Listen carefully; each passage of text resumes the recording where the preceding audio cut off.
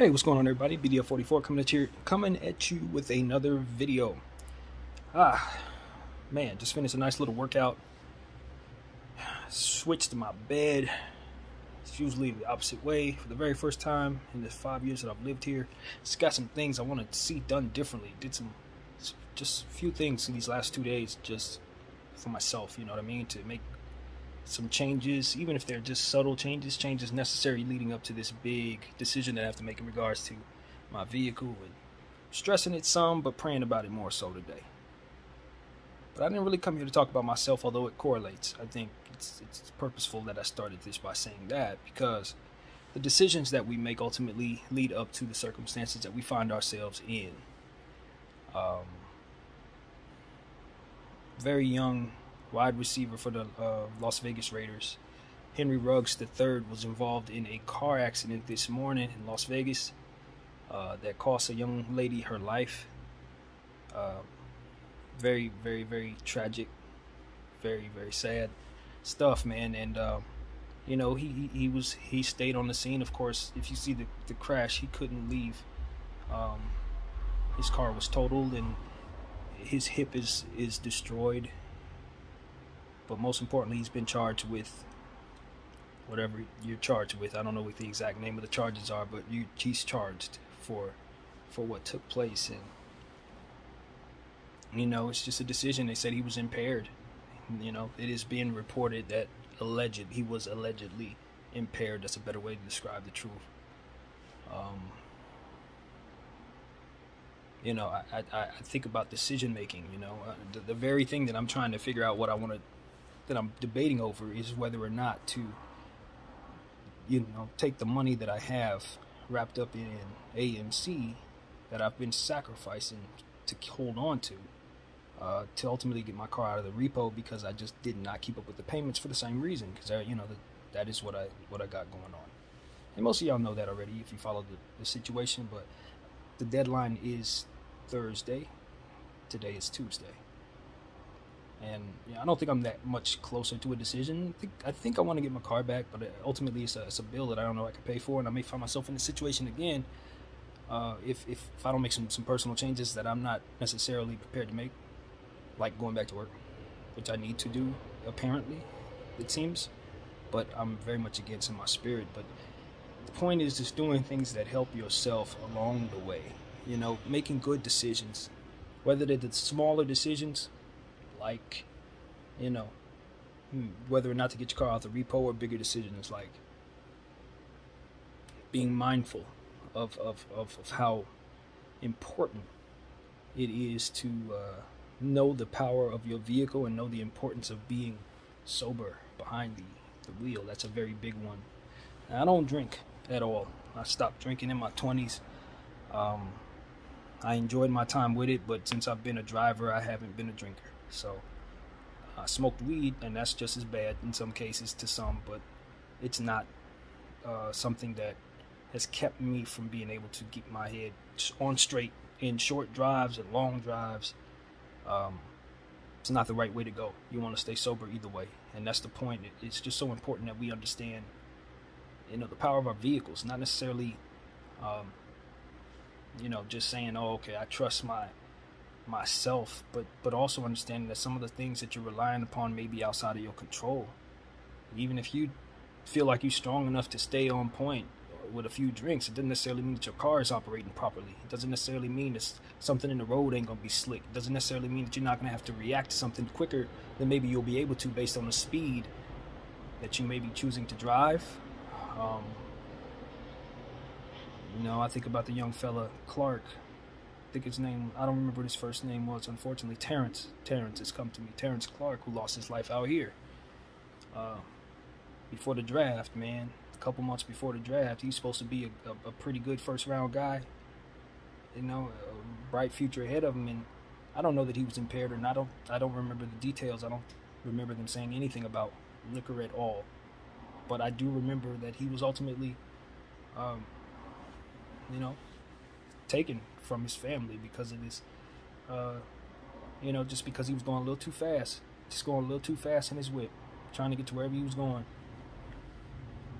We just have to make good decisions, man, and we have to be able to have some foresight as to what our neglect to make those good decisions will do to others. Our neglecting to make those good decisions and how they affect others. And, you know, today, you know, a lady lost her life. She was taken from her family. You know what I mean? I got family in Las Vegas. You know what I'm saying? I think about that. I don't feel comfortable knowing this took place in Las Vegas. You know, but it's like, all in all, at the end of the day, Henry Ruggs is a young fella, man. I've made bad decisions at that age. I know a lot of people are going to kill him for this being stupid, but who wasn't stupid at his age? I mean, what is this, year 2 in the NFL?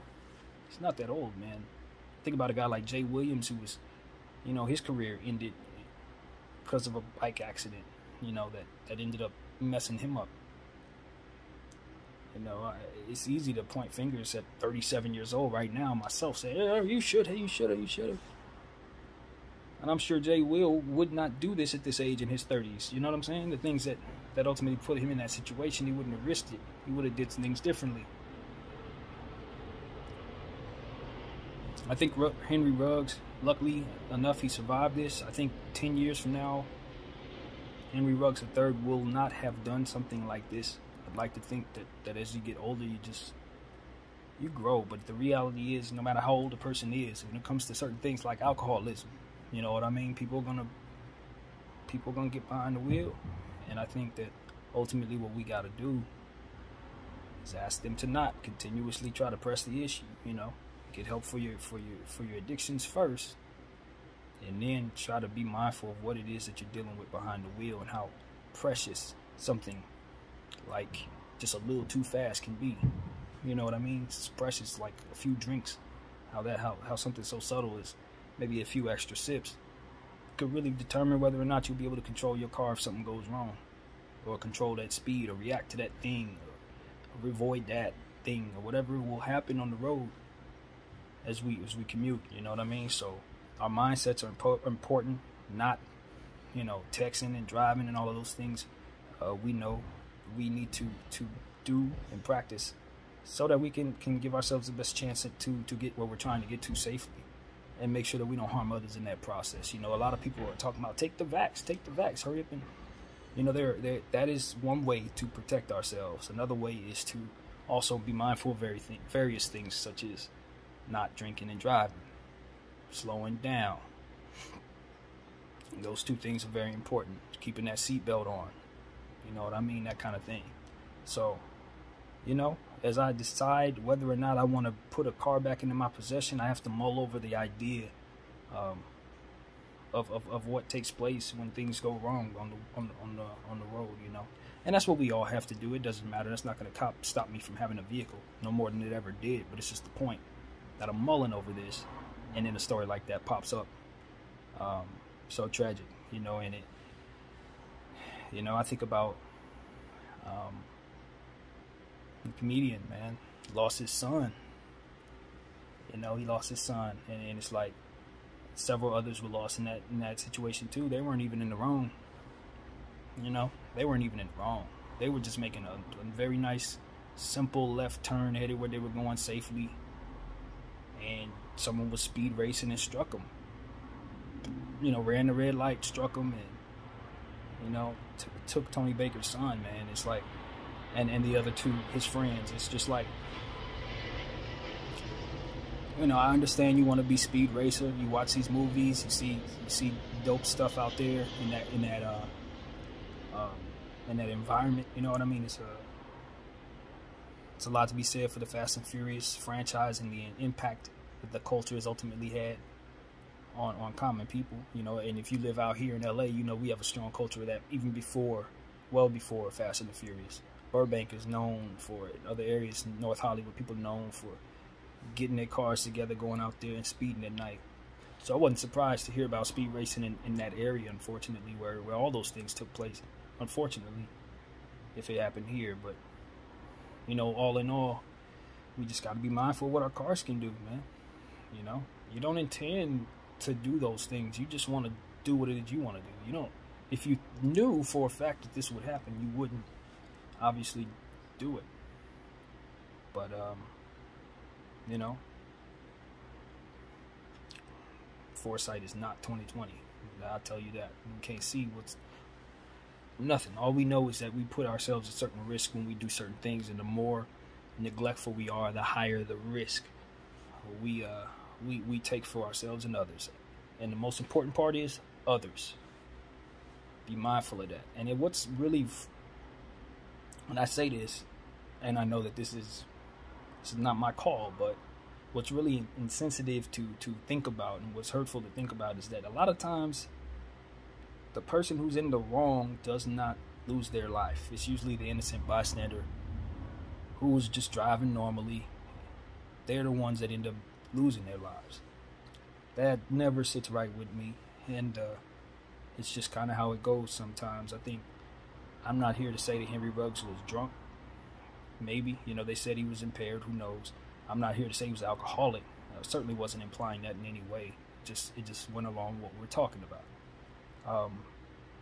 And I don't know what was going on in that car. Maybe something did go wrong with the functioning of the vehicle. But at the end of the day, stuff like that don't happen unless you're going entirely too fast. That part is, after seeing the scene, having seen scenes like that before, and unfortunately one, and even in person, that comes from speed.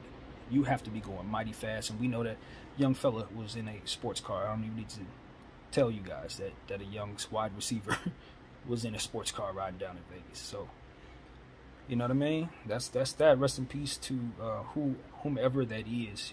Somebody's getting bad news, and it is the concern. Anytime you think about driving or think about your loved ones getting in the car, these type of things do take place, and we just have to do our best to try to prevent what we can prevent. I think whatever's going to happen is going to happen, but if you can kind of make good decisions, I think we raise our chances of good things happening. So, yeah, man, I'm glad Henry Ruggs ultimately was spared. I did not want to see him lose his life based on what it is I said as well, but it just comes down to it. That lady shouldn't be gone. She shouldn't be gone, period. So that's that. That's first and foremost. Whatever he has to do because of whatever they deem is fit, I guess, is what it has to be, as far as the charges. I'm not one to be anybody's judge. I don't ever want to see a brother go behind the wall under any circumstance unless it's some egregious, something egregious against a child or innocent, something like that. But I would much rather see people have a more productive way of serving time than just the way our system's set up. I think that's more so my way of thinking. It's not necessarily that these people should be in society walking around to do these things or not have to pay for them, but it's just about once they go behind the wall, some of the stuff that I've understood is taking place. It's just not humane, and I don't know if we want to throw everybody in the toilet. You know what I mean? Some people need to be in a way, but not necessarily in the worst of conditions. And I just think that they don't always have the best conditions, and I think that ultimately leads to deteriorating mindsets and further bad behavior, which is, I think, allowed purposefully. So all in all, I just don't trust the funneling of bodies into the prison system. I don't think that I don't think it's aligned with the right ways of doing things in 2021, as far as I can tell. Just some of the stuff that I've seen, that's all I'm saying. Some of the stuff I've heard of, nah. But all in all, if he needs to sit down and that's what needs to happen, I definitely feel support for the family of who that was lost. I feel for them first. When we make mistakes or when it's our fault, we have to live with that, I think. And unfortunately, she doesn't get that opportunity. So that's how I feel about that, man. It's unfortunate. And if I were in his position, I would feel bad. I would. There's no way I'd feel good about this. There's no way I'd be thinking about myself right now. Only way to move past this is to sit down, And his career, man. This is a young player with a lot of talent, and he was doing a lot of good things. He just getting started, just developing. You know what I mean? Starting to step into his own. Him and Renfro as wide receivers have been very helpful in fantasy.